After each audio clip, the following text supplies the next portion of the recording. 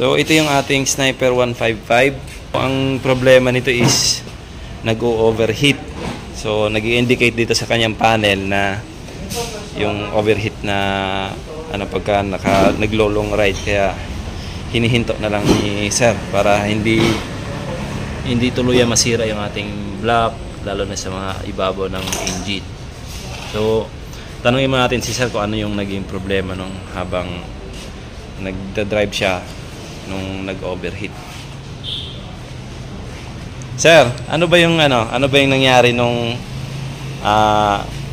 nakita mo na nag-overheat?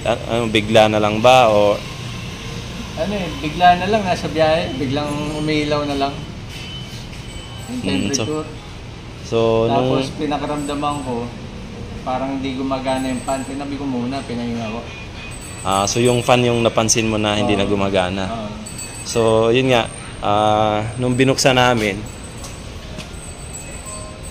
ito at pinainit namin kasi pagka hindi pa initin, hindi mo na magpa-function yung fan. Pagka na-reach na niya yung tamang temperature, doon siya umiikot. So ngayon, napansin namin yung ikot nitong fan is mahina. Ito.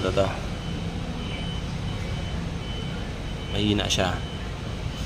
Mahina yung ikot. So binuksan na, namin na yung fan yung sira. So pinahanap natin si sir ng pamalit bago. Okay. So ayan, bubuksan na natin yung tatanggalin na natin yung kanyang cooling fan. Itong natin, veterans na mechanic. Brad, painitin mo kayo muna, Brad. Okay. Sir, tingnan mo sir, pagka yung uminit na yung fan niya.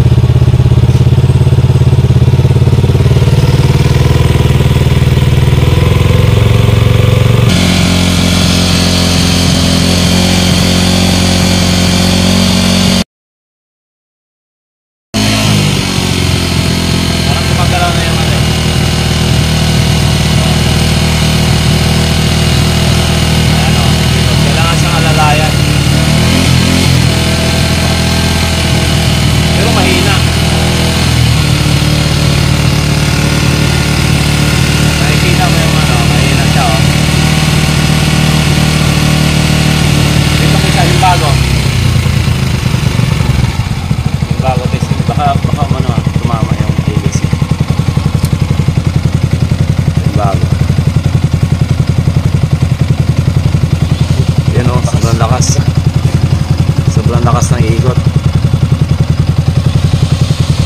Maririnig mo yung ikot. Sobrang lakas. Hindi mo makikita yung ADC. So confirm sira talaga yung cooling fan. Okay? Okay na. Okay mo na? Pero yan, meron pa rin yan. Yan, meron pa rin kasi naka-engine stop. Tapos kahit yun mo rito, wala. Meron pa rin kasi mainit pa eh.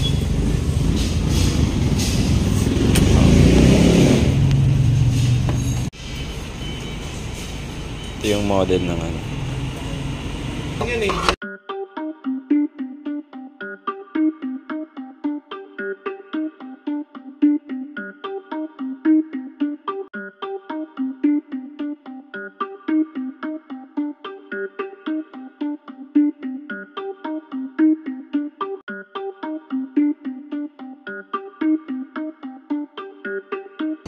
ito yung stock.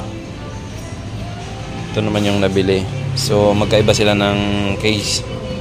So tanggalin natin yung tatlong board. Lilipat na lang natin. Ito na yun. Okay.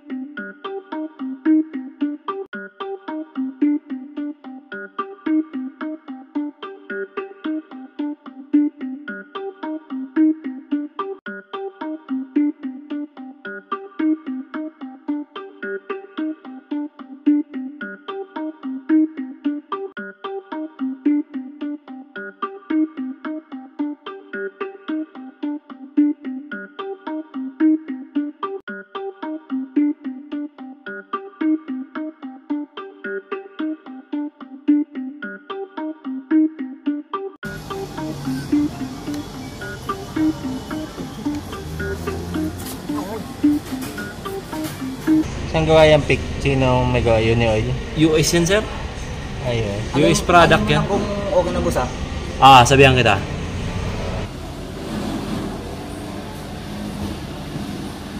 Up! Tama na. Hanggang full lang. Hanggang full.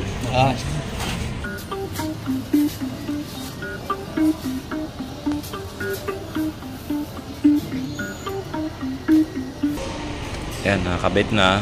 So, testing na lang natin.